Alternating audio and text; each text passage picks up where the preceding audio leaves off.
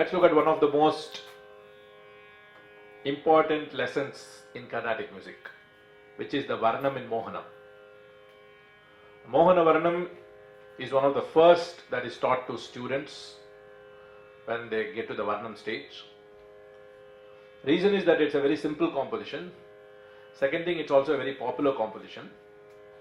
Third thing is that it can be a very attractive concert piece also. So mastering the Mohanam Varnam will give many advantages to the student. So for the introduction in Mohanam, you can always learn the Geetam first nicely and then go to the Varnam.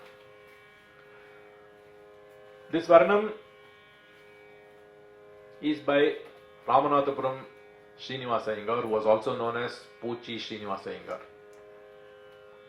All Varnams are in the third speed. The primary speed that Varnams are composed in is third speed. That means for every beat we'll have 4 notes. So Mohanam is a very simple sounding raga, just 5 notes. Sari, Gap, Dayap, Fim, Sadap, Garis. So technically it can be listed under 4 different Melakartas: Harikambodhi, Shankarabharanam, Vachaspati or Kalyani. Of the lot, some books and authors follow the convention of listing it under the first possible of these 4, of which Harikambodhi would be there. So that means it will be listed as the Janam of the 28th Melakarta, Harikambodhi. But if you go to a slightly advanced perspective, you can see by the characteristic way in which the notes are handled, how the oscillations are given in which kind of notes. From that perspective, Kalyani would fit the bill, because all the notes that you see in Mohanam that can be oscillated in Kalyani also.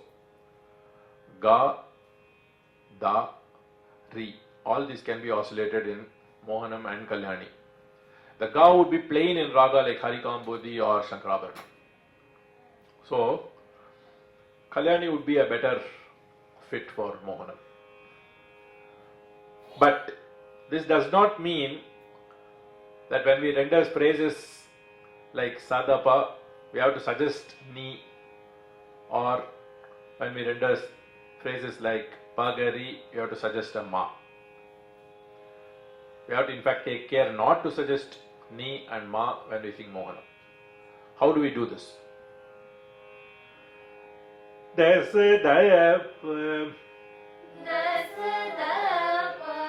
So, immediately bring your voice down to Da. Can also be done, but still you are taking it from Sa to Da. But if you render 2 Sas, if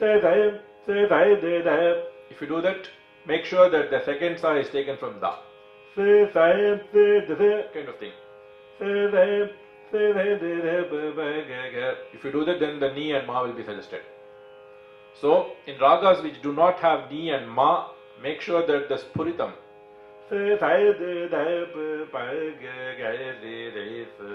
if you are ever using that kind of phrase, you have to use it like that. Better to always try to render only 1 Sa and 1 Pa. Avoid double Sa and double Pa in Mohanam as much as possible. Kind of thing should be avoided. Even though it will be heard plenty, we have to try and avoid, take care in that kind of phrases when we are handling ragas like Mohanam. So now let's look at some introductory phrases in this raga. Let's look at the notes of the Pallavi. Ga, ga, re, sa, sa, re, re, ga, ga, re, re. Yeah, here Some people might sing it as sa re re ga ga re re. Moment you see these two notes, the same note happening twice, we don't have to always be forceful only about it. So in advanced level, we have to sometimes even choose elegant ways of singing that. So there's no ornamentation at all on that sa. So re re oscillation. So re re ga ga. Again, no ornamentation there. Re re. That's all.